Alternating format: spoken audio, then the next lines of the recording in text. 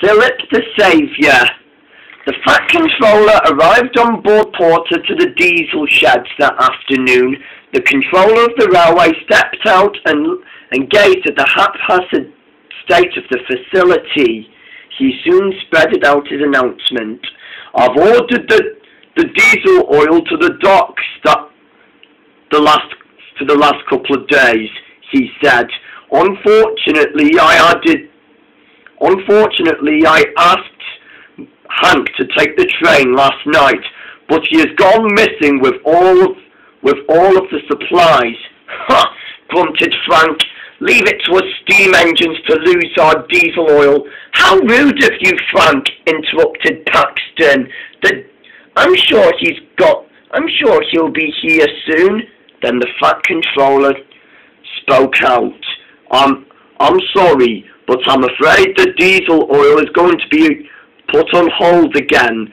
Finding Hank is the other option. Parts are more replaceable than oil. Important engines like him are not. After he had walked away and stormed off with Porter, the diesels all groaned.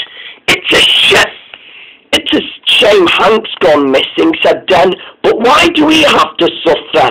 Yeah, agreed Hank. Nobody cared about us since we've run out of diesel oil and broke down, and now the Fat Controller's going to ignore us again. Diesel, asked Frank, what do you suggest we should do? Then Diesel sighed. We do the dirtiest work and yet we never get treated with respect, he said. It's time to open the Fat Controller's eyes to see that there is a railway not too far from here where diesels will rule, he said. If he ignores us again, we shall all go on strike. It's the only way to get his attention. Both Frank, Den, and Paxton weren't too sure about this, but they knew they had to stick up to the plan. Later that evening, Thomas was finishing off his passenger run for the day where he met Edward, James, and Henry while they were waiting for their next train. Haven't you heard the news? Spoke out Edward. What news? Asked James. The Fat Controller is sending either Whiff or Ryan away. He can't keep them both at the same time. That's sad, said Thomas. They're very nice engines and have the right to stay. But there are too many engines on the railway, said James. The Fat Controller can't let each engine visit just because they might want to stay there as long as they want. Not to mention how long he would have had them as well as too many engines, agreed Henry. That would be confusing, he said. Just then, Victor puffed in. Oh, I know, he said. How about a deputation? Victor, grumbled Thomas, we've been through this. I'm sorry, said Victor, but I was only trying to help. You know, I think he has a point, agreed Edward, and some of the other engines agreed as well on Victor's big fact. But as soon as the evening came, the news spread through quickly, especially to the two engines involved in this. Well, the time has finally come, said Ryan, for me to be sent away.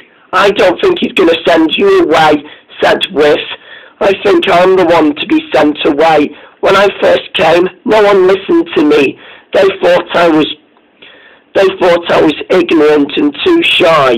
Don't say that, said Whiff. They thought you were a friendly engine. They thought you were a friendly engine. Besides, I'm a shunting tank engine, not a branch line engine. The Fat Controller has too many problems for me to not be on his railway, said Ryan sadly. Soon Whiff took a deep breath and decided to come out of the sheds and get some fresh air. The moon was full, and Whiff was still taking a deep breath and thinking, I'm sure the Fat Controller's going to send me away, she said, after my misery against my other owner, he said, thinking of his experience. Well, said Whiff, if the Fat Controller's going to send Ryan away, I'm going to run away, he said. I'm sure the island does need Ryan more than me, he said. And besides, I'd better figure out a way to get off this island, he said. Then Whiff had made his decision. He decided that to shorten the Fat Controller's position, he decided to run away. As the dawn broke, Whiff raced through an abandoned station, and when screeched to a stop, there laid a derailed diesel box cab. You better get help quickly, said the engine. I can't, said Whiff. I'm running away. I'm running away. And who are you, by the way? He snapped. You're not one of the Fat Controller's engines. I'm not, confessed the engine. My name is Philip, and I'm running away just like you, he said. But then Whiff saw the drawbridge and decided to make up for lost time. I'm sorry, I can't help you, said Whiff, but I have to go over to that bridge and run away. You've got to be kidding me, said Philip. You're going to the drawbridge to the mainland? That is really dangerous. Why? Asked Whiff curiously. The other railway is not the place for an engine like yourself, he said. Now get help at once. I can't, said Whiff. I'm sorry, Philip. I will run away. And Whiff, listen to me, shouted Philip. That's your name, isn't it? I've heard stories about you. But then Whiff rolled his eyes. Well, thank you for questioning my motives, but I don't have time for this. Whiff, shouted Philip. Just listen to me. What you'll find over the other side is not what you're expecting, he said. Take my advice. If you go over that drawbridge, they'll take away your coal, strip away your paint work, and put you in a siding for scrap. I've seen it happen to many engines. Plus, they've captured a big engine passing by a few days ago, named Hank. Then Whiff was surprised. Hank? He said. You know where he is? Where he is? You know him? Asked Philip curiously. Yes, said Whiff. He's a cell door engine, and now he's been sent for scrap. I'm not sure, said Philip. I'm not sure, said Philip. But when I decided to run away, I never knew Sodor existed. But now I know that this is where I want to stay. We better get help quickly, said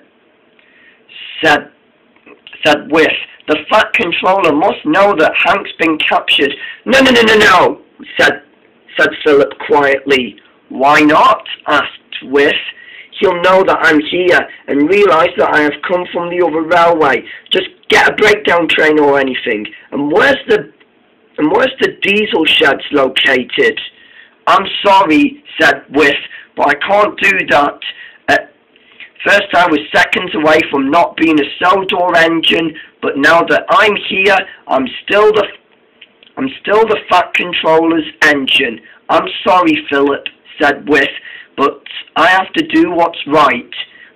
Soon Whiff began to back away and saw a flatbed truck derailed. Where did that come from? He said, it must have been washed up through the waterfall over that bridge, he thought. Then Whiff could see the drawbridge shaking and shaking, and the sound of an engine was getting louder and louder. The drawbridge was now shaking, still shaking, that the noise was getting very loud, as poor Whiff couldn't even figure out what it was. Wow, said Whiff, that's one big loud noise, he thought, after he was shocked about what he saw. Sorry, Philip, he said, I'll go call for help. And soon Whiff decided the plan to go back to Sodor as fast as his wheels could carry him.